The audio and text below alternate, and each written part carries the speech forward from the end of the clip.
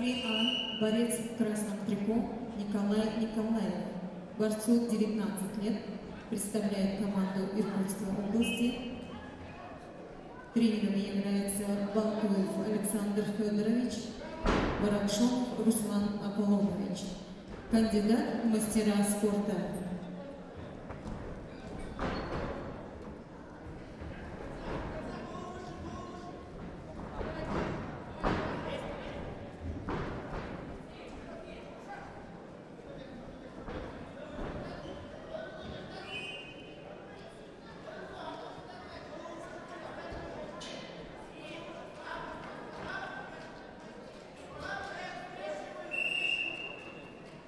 Встречу на КВДП выиграл Артем Баракшонов, Цыганов.